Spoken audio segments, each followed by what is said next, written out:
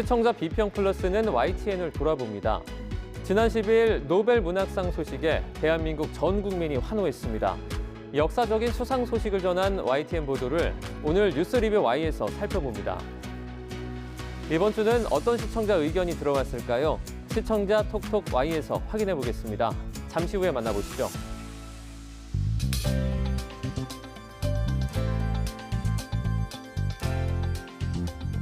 여러분 안녕하십니까, 정주영입니다. 한바탕 가을비가 내리고 체감 기온이 크게 떨어졌는데요. 이때 특히 감기에 걸리지 않도록 체온 관리 잘해주셔야겠습니다. 낮과 밤의 기온 차이가 15도까지 달하면서 가을철 건강 관리의 비상인데요. 감기나 비염 환자가 느는 만큼 호흡기 질환에 대한 각별한 주의가 필요하겠습니다. 그럼 이번 주 시청자 비평 플러스 뉴스 리뷰 Y로 시작합니다.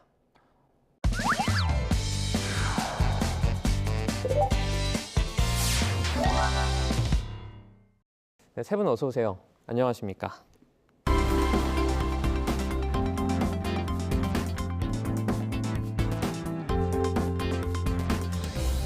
뉴스 리뷰 Y 시작해봅니다. 먼저 김은정 시청자 평가원이 가져오신 오늘의 주제부터 들어봅니다.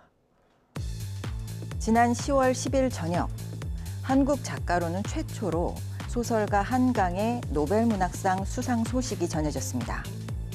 스웨덴 노벨위원회는 한강의 작품이 역사적 트라우마를 직시하고 인간 삶의 연약함을 드러낸 강렬한 시적 산문이라며 선정 이유를 밝혔습니다. 오랜만에 전해진 기분 좋은 소식, 대기록에 우리 국민과 문화계, 언론까지 모두 기뻐하며 들떠있는데요. 오늘 뉴스 리뷰 Y에서는 올해 노벨상 관련 YTN의 보도를 살펴봅니다. 네, 발표 당시에 저뿐만 아니라 많은 분들이 깜짝 놀랐던 그 기억이 있습니다. 한국 최초로 노벨 문학상 수상자가 나왔습니다. 한국 문학이 세계 문학의 중심에 서는 계기가 될지 관심이 모이고 있는 것 같죠? 네, 맞습니다. 노벨 문학상을 결정하는 스웨덴의 할리머는 누가 후보에 올랐는지조차 공개하지 않는 걸로 유명한데요. 이번 수상도 전혀 예상하지 못했던 일이었기 때문에 이 YTN에서도 긴급하게 보도를 내야 했을 텐데 쉽지 않았을 것 같습니다. 한강의 책이 노벨 문학상 발표 후에 엿새 만에 이 100만 부가 팔렸다는 소식 들으셨을 겁니다. 저도 발표 다음 날이었죠. 이 제주 4.3 사건을 배경으로 한다는 작별하지 않는다라는 책을 주문했는데요. 평소 같으면 이틀이면 도착해야 하는데 이 도착 예정일보다 5일 늦게, 그러니까 일주일 지나서야 책을 받았습니다. 이 도서관은 물론이고요. 또 서점에서도 한강책을 구하기 쉽지 않다라는 보도가 이어졌습니다. 한강책을 사겠다는 오픈런이 생길 정도로 이 진귀한 풍경이 있었다고 하죠. 네, 실제로 책을 구매하는 사이트에 들어가 보면 지금도 상위권은 전부 한강 저자의 책들이 모두 둘러싸여 있습니다. 소설가 한강의 노벨 문학상 신드롬이 계속되고 있는 요즘인데요. 큰 경사인 만큼 YTN 문화부뿐만 아니라 이 부서마다 취재 때문에 쉴 틈 없이 많이 바빴을 것 같아요. 지난 10일이죠, 당일. 우리 문학 담당 기자가 대기를 하고 있었고요. 그다음에 이게 긴급 뉴스 형태로 이제 외신에서 타전을 하니까 우리 국제부에서 긴급 속보로 일보를 처리하고, 그런 다음에 이제 우리 박순표 문학 담당 기자가 전화 연결을 해서 한강 작가 수상 소식과 함께 한강 작가가 누구인지 순발력 있게 대처를 했고요. 이게 이제 그야말로 북새통의 출발이었습니다. 근데 뭐 우리가 24시간 뉴스 채널로 30년 가까이 대형 뉴스를 신속 대응하는 것이 저희한테 체질화가 돼 있지 않습니까?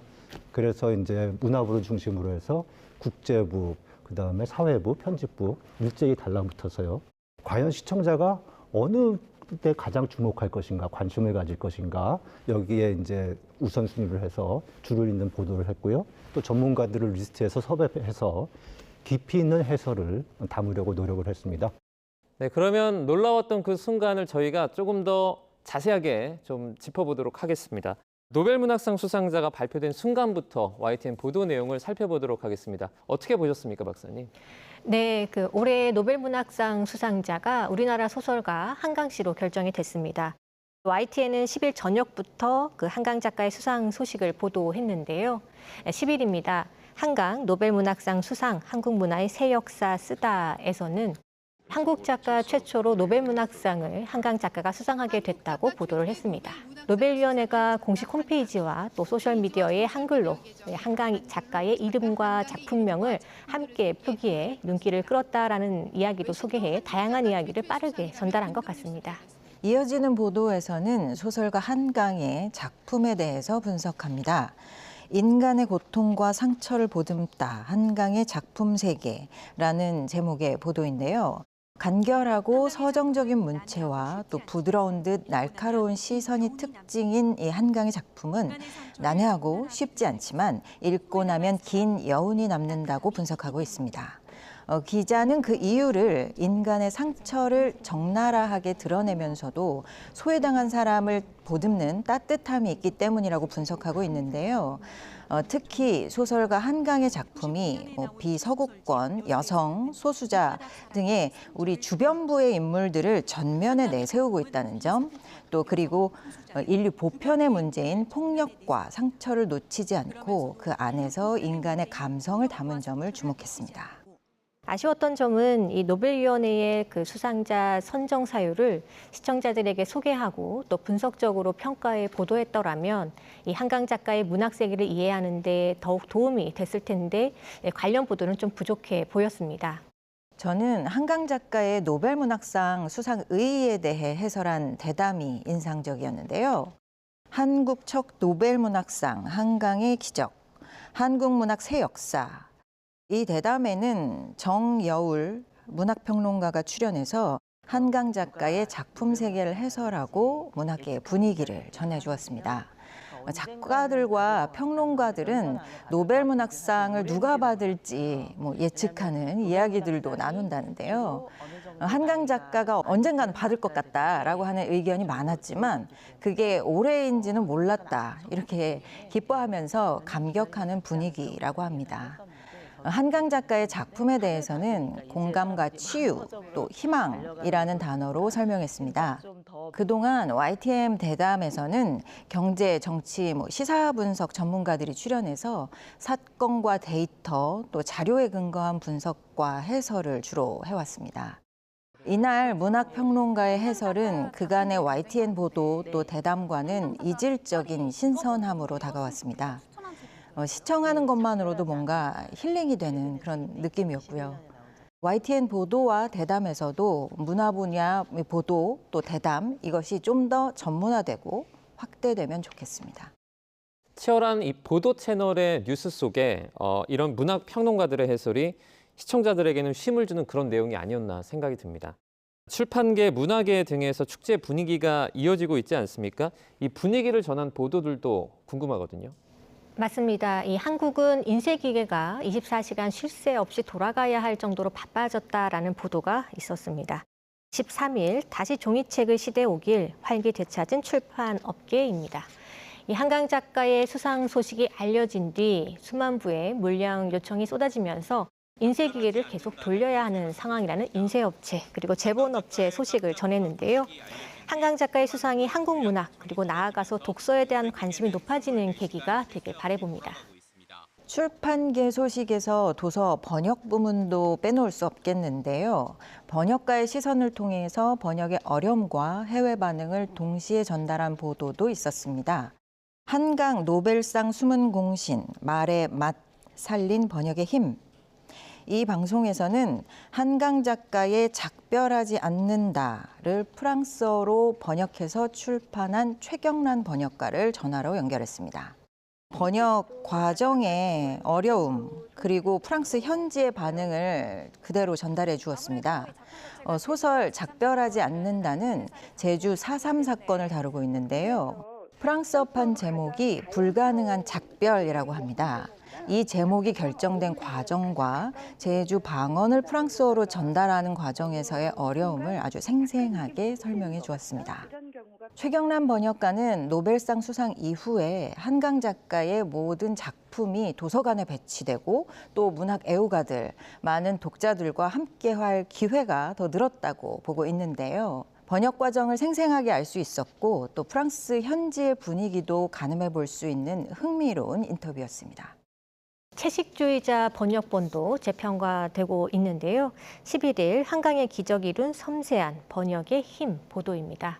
소설가 한강은 2016년 채식주의자로 영국 맨 부커상을 받았고 또 세계의 문단에 이름을 알렸습니다. 출간 10년도 안 된 이 책이 세계적 명성을 얻는 데에는 이 번역의 힘이 컸다라는 분석입니다. 영국인 번역가 데버러 스미스는 한국어를 독학으로 단어 하나하나 사전을 뒤져가며 공부했다고 하는데요. YTN은 맨 부커 수상 당시 인터뷰를 보여주면서 어떻게 번역이 되었는지 좀 짐작할 수 있게 했습니다. 데버러 스미스는 한강 작가의 문체를 잘 관리되고 통제되었지만 차갑게 느껴지지 않는 문체라고 하면서 이러한 특징이 번역을 통해 잘 전달될 수 있도록 하는 데 집중했다라고 밝혔는데요. 한 작가 역시 훌륭한 번역가이자 친구인 데버러를 만나서 이 맨 부커상을 받게 됐다고 수상 소감을 밝혔다고 합니다. 이 섬세한 번역의 힘을 느낄 수 있는 보도였습니다. 이어서 한강의 소설을 원작으로 한 채식주의자와 흉터를 재개봉한다라는 소식을 전했는데요. 14일 한강 소설 원작 영화도 재개봉, 또 영화로 제작될까입니다. 아직 영화로 만들어지지 않은 작품이 영상화될지에 대한 기대감이 높아지고 있습니다. 한강 작가는 사건 중심보다는 인물의 내면을 따라가는 조건으로 제안이 온다면 흔쾌히 영화화를 수락하겠다라고 밝혔다고 합니다. 채식주의자는 경기도 교육청이 초중고등학교 도서관에서 이 청소년에게 부적절한 성교육 도서라는 명목으로 폐기됐던 적이 있었습니다. 또 소년이 온다는 문학의 블랙리스트에 포함돼 해외 문화교류 행사 지원에서 배제되기도 했는데요. 유해도서 선정 과정의 문제, 또한 문학의 블랙리스트 문제처럼 이 한강 작가를 둘러싼 주요 이슈들에 대해서 언론이 소극적으로 다루고 있다는 지적이 나옵니다. 정치권이 진영 논리로 창작의 자유를 위축시키는 시도가 얼마나 퇴행을 부르고 또 개인을 넘어 국가적 손실을 초래할지 다시 한번 새기게 되는 계기가 될 거라 생각합니다. 예, 저도 박사님 말씀에 공감하는데요. 비슷한 관점에서 한강 작가의 노벨문학상 수상 보도를 살펴보다가 한 가지 의문점이 들었습니다. 대부분의 보도가 노벨상 수상에 대한 성과와 또 열광 현상, 경제적, 산업적 파급 효과에만 집중하고 있다는 것입니다. 한강 작가의 노벨상 수상은 우리 역사에 길이 남을 자랑스러운 성과입니다. 충분히 자축하고 좋은 영향력, 성과도 확산하고 최대화해야 합니다. 다만 한편으로는 현실을 진단하고 미래를 대비해야 할 텐데요. 창작과 문화 영역에 대한 제도와 사회적 풍토가 우리의 문화예술이 성장하는 데 충분한 자양분이 되고 있는지 점검하고 또 적절한 역할을 요구해야 합니다. YTN 보도에서는 이러한 관점들이 많이 보이지 않아서 좀 아쉬웠습니다. 문학뿐만 아니라 문화산업 전반의 역량 강화와 성장을 위해서라도 우리 문화산업 제도와 교육, 또 사회적 분위기가 어떠한 상황인지 정확하게 진단해야 하고요. 또 바람직한 변화 방향에 대해서도 서로 논의해야 합니다. 문화예술 영역에 대한 YTN 보도에서 이러한 탐사 보도, 기획 보도를 마련해 주시길 부탁드립니다. 네, 이를 계기로 문화예술을 바라보는 시선을 성찰해야 한다, 이런 반응도 잇따르고 있는데요. 한국의 문화와 예술을 더 발전시키기 위한 협력으로 언론도 좀 힘을 보태면 좋을 것 같은데 위원님 어떻게 보세요? 네, 뭐 제가 전문가도 아닌데 성찰에 대해서 얘기하는 건 좀 조심스럽고요. 어쨌든 사적인 자리에서 요즘 이제 대화를 하다 보면은 한강 작가의 소년이 온다 등을 비롯해서 다른 작품들에 대한 그 인상기랄까 독후감 같은 것들이 이제 대화에서 오고 갑니다. 상당히 바람직한 현상이라고 봐요. 저희가 뭐 대화 자리에서 사적인 자리에서 이런 작품을 얘기하는 일은 흔치 않잖아요. 근데 요새 사실 인문학에 대한 관심이 줄다 보니까 신작 소개라든가 또는 문학 전문 담당 기자 뭐 이런 적도 좀 줄어들고 있고요. 특히 출판계 동향에 대한 보도 같은 것들은 거의 보기가 어렵거든요. 이제 이번에 한강의 노벨문학상 수상을 계기로 해서 이런 뭐 작가뿐 아니라 훌륭한 작가, 팬, 평론가, 그리고 뭐 문학 담당 기자, 전문 기자, 또 언론의 관심, 뭐 투자, 그리고 어떤 후원 그룹들, 이런 풀이랑 저변이 좀 확대돼야 되지 않은가 그렇게 생각을 합니다.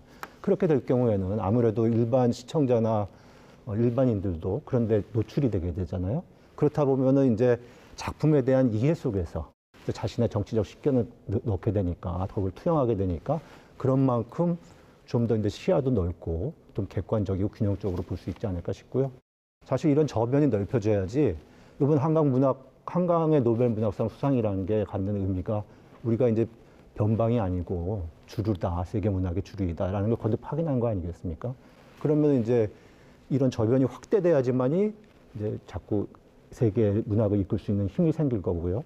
또 한강의 승자 독식으로 끝나는 것이 아니라 제2, 제3, 제4, 제5의 한강이 나올 거라고 보고요. 이런 물꼬를 언론이 트는 것이 역할이라고 저는 생각을 합니다. 네, 이제 한강의 노벨 문학상 이 소식이 말씀해 주신 것처럼 어떤 저변의 부흥이라고 할까요? 좀 긍정적인 영향을 좀 많이 미칠 수 있었으면 좋겠습니다. 노벨 문학상 소식에 이제 한강의 작품 세계와 더불어서 한국 문학에 대한 세계인의 관심도 많이 높아지고 있는데요. 관련 소식을 전한 보도들은 어땠는지도 살펴주시죠. 네, 맞습니다. 이 관련 소식을 전한 보도들인데요. 이 해외 서점가에도 한강의 책이 동나고 또 연극으로 제작되는 등 관심이 높아지고 있다는 소식이 있었습니다. 12일 유럽도 한강 열풍 외신들 가부장 문화의 저항에서는 프랑스 현지 출판사에서 책이 없어 못 판다 할 정도로 이 독자들의 관심에 치솟았다라는 내용을 볼 수가 있었는데요. 13,000부가 팔려서 파리 서점에선 품절 상태인데 급히 8,000부를 추가 인쇄 주문한다고 합니다. 외신에서 다룬 한강 작가의 노벨 문학상의 의미를 구체적이고 비중 있게 다룬 보도가 있었으면 좋겠습니다. 또 이 한강 노벨상으로 K문학 도약, 국제적 명성상은 덕분에서는 한국인이 안고 있는 문제를 이 여성의 관점으로 특유의 서사로 또 풀어낸 작품으로 차곡차곡 국제적 명성을 쌓아온 곳이 노벨상 수상으로 이어졌다라는 분석을 내놓아서 공감이 갔는데요. 이 한강 작가는 이번 수상을 두고 한국 문학을 가까이 하며 자랐다라고 소감을 밝히기도 했습니다. 한국 문학이 활기를 되찾을 것이라는 기대감을 키웠습니다. 일본 주요 서점에서 한강 작가의 작품이 연일 매진되고 있다는 소식도 전하는데요. 일본서도 한강 열풍, 대형 서점 곳곳 매진 행렬 보도입니다. 주요 서점에서 한강 작품의 일본어 번역본은 대부분 동이 났고 한글판과 영어 번역판의 일부만 남아있다고 합니다. 특파원의 인터뷰에 응한 한 일본 시민의 이야기도 인상적이었는데요. 아시아 소설이 유럽보다 떨어지는 건가라고 걱정했지만 이번 수상으로 제대로 평가받은 것이 확인돼 기쁘다. 이렇게 소감을 전하기도 했습니다. 그런데 YTN 보도를 좀 살펴보다 보니까 한강 작가를 포함한 한국 문학에 대한 해외 관심이 노벨 문학상 수상 이전부터 시작되었음을 알 수 있었습니다. 9월 7일 소설 읽으면서 한국 배워요. 프랑스에 부는 K문학 열풍. 이 보도에서는 파리 곳곳에서 열린 한국 작가 초청회와 또 한국 문학작품 전시회 소식을 전하고 있습니다. 이 보도에서는 한국 작가 4명이 파리의 서점에서 가진 작가와의 만남, 행사를 찾았는데요. 참석한 파리 시민들 반응이 예상보다 뜨거웠다, 이렇게 평가하고 있습니다. 그동안 한국 문학은 K-팝과 K-드라마 등의 이 대중문화에 비해서 상대적으로 인지도가 낮았는데요. 한강 작가의 노벨 문학상 수상이 전 세계의 K-문학 열풍을 일으키는 동력이 될 수 있겠다. 이런 가능성을 보여주는 보도였습니다. 자, 그럼 오늘 뉴스 리뷰 Y 내용 정리해 보도록 하겠습니다. 이것만은 꼭 시간인데요. 먼저 평가원님부터 한 줄로 요약해 주시죠. 현상을 따라가는 보도에서 진단하고 길을 여는 기획으로. 한국 최초 노벨문학상 수상이라는 역사상 길이 남을 성과에 문화산업계도 언론도 기뻐하고 있습니다. 문학뿐만 아니라 한국의 드라마, 음악, 영화가 세계적으로 인정받고 또 성과를 내고 있는데요. 이제 그 흥분을 가라앉히고 현실을 진단하고 더 풍성한 미래를 기획해야 할 시간입니다. 이번 노벨문학상 수상을 계기로 YTN에서 우리의 문화, 교육, 제도, 문제점을 조명하고 변화 논의를 촉진하는 탐사와 기획을 만날 수 있기를 기대합니다. 네, 이번에는 김수정 박사님의 한 줄 평도 들어보겠습니다. 한강 노벨 문학상 계기로 높아진 관심, 올바른 진실 규명으로 이어지길. 스웨덴 한림원은 한강 작가의 작품을 두고 역사적 트라우마에 맞서고 인간 존재의 연약함을 드러내는 강렬한 시적 산문이라고 평가했습니다. 분단과 전쟁, 독재와 민주화 과정에서 발생한 한국 사회의 역사적 상처들을 보편적인 문학의 언어로 형상화한 것이 세계 문학계에서 인정받았다라는 평가입니다.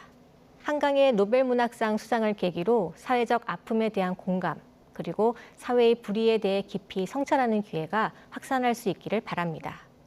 네, 오늘 뉴스 리뷰 Y 순서는 정말 기분 좋은 소식이었는데요. 여기서 마치도록 하겠습니다. 세 분 오늘 말씀 잘 들었습니다. 고맙습니다.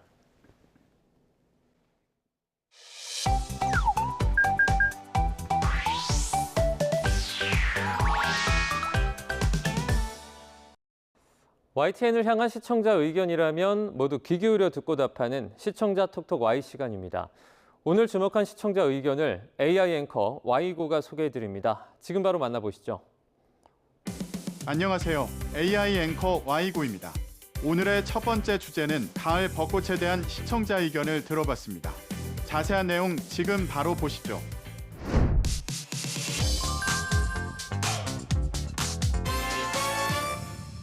이제야 제 날씨를 찾았나 싶은데 믿기지 않는 일이 벌어졌습니다.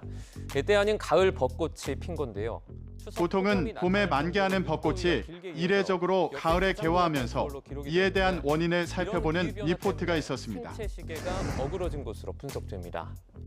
앙상한 가지 사이로 새하얀 꽃이 수줍게 꽃망울을 터뜨렸습니다. 파란 하늘 아래 나무를 장식한 건 단풍도 열매도 아닌 봄에 피는 벚꽃입니다.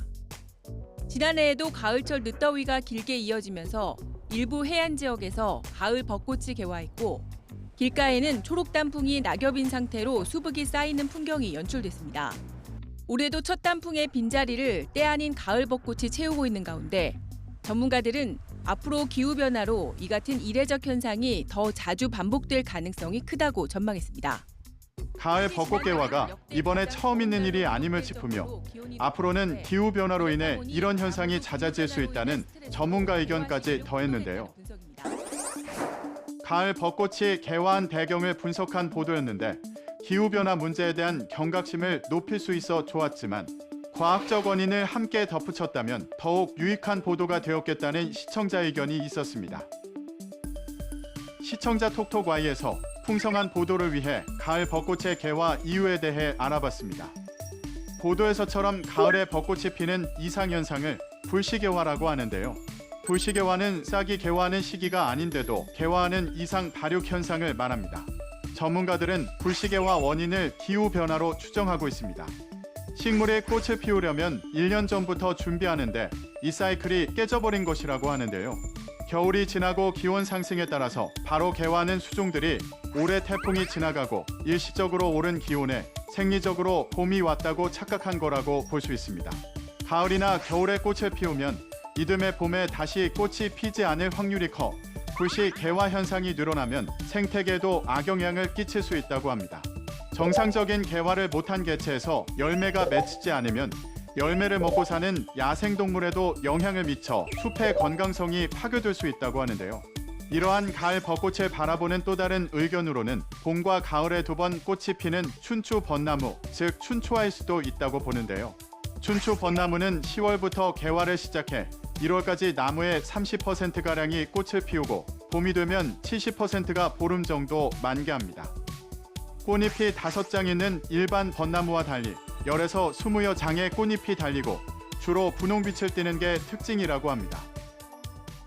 다음으로 시청자 톡톡과의 두 번째 주제는 디딤돌 소득에 대한 시청자 의견을 들어봤습니다. 어떤 내용을 담고 있는지 이어서 확인해 보시죠.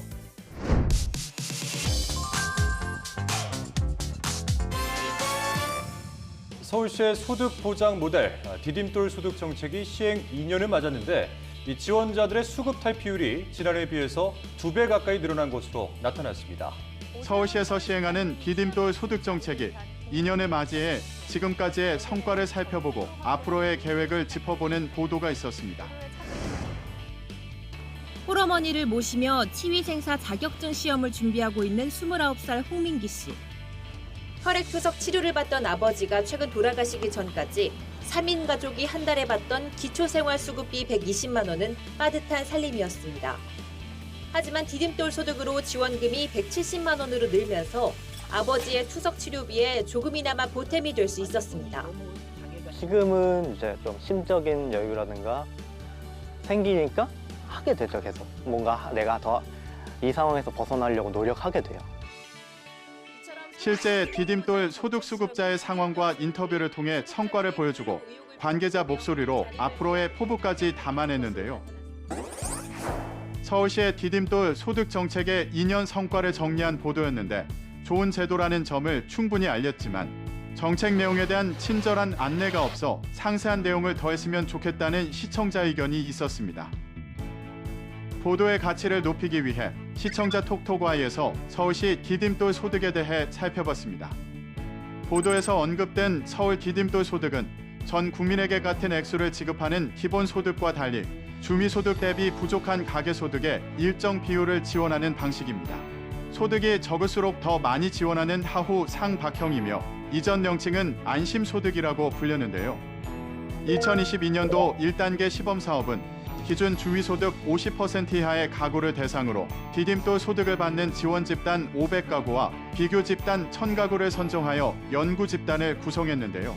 2023년도 2단계 시범사업은 기준 주미소득 85% 이하의 가구로 소득 기준을 상향 적용하여 지원 집단 1000가구와 비교 집단 2200여 가구를 선정하여 연구 집단을 구성했습니다.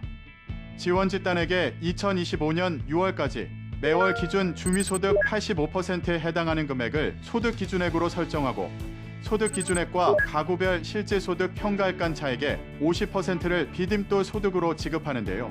시범사업에 참여한 시민들은 소득과 재산 기준을 자격으로 하여 공개적으로 모집하고 선정했다고 합니다. 마지막으로 오늘 시청자 톡톡 Y 세 번째 주제는 공공 배달앱에 대한 시청자 의견을 들어봤습니다. 이어지는 내용도 지금 바로 만나보시죠.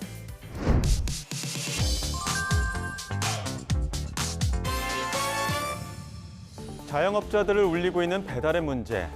배달 수수료 문제로 이슈가 되고 있는 배달앱에 대해 국정감사장에서도 상생안을 도출하지 못하고 난항을 겪었다는 소식을 전한 보도가 있었습니다. 6번째 회의에서도 합의점을 찾지 못했습니다.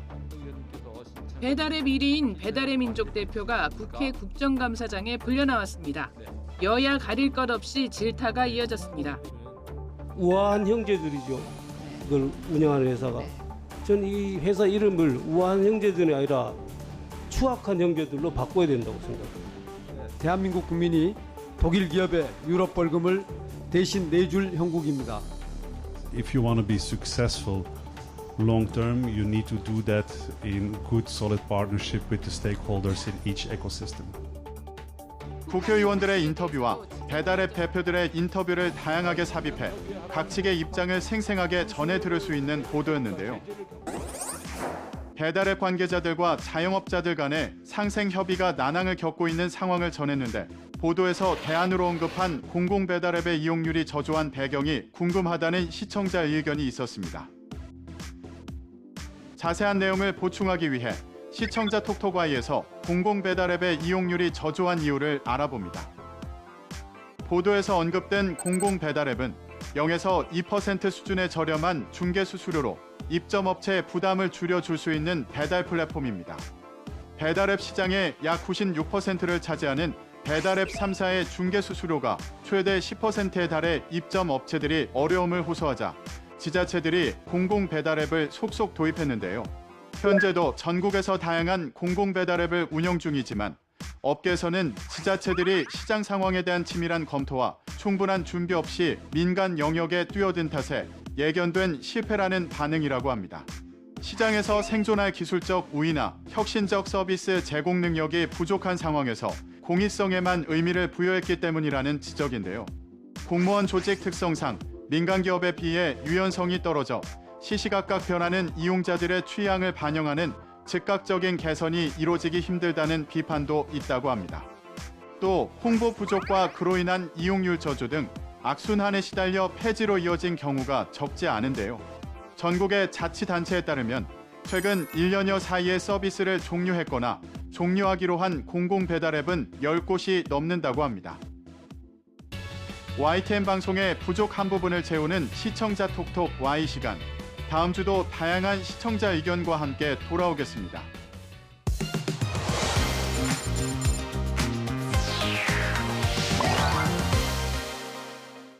시청자 목소리로 YTN을 되돌아봅니다. 방송에 대한 여러 의견들 SNS와 홈페이지를 통해서 남겨주시고요. 시청자 비평 플러스는 다음 주 더 새로운 의견으로 돌아오겠습니다. 시청해주신 여러분 고맙습니다.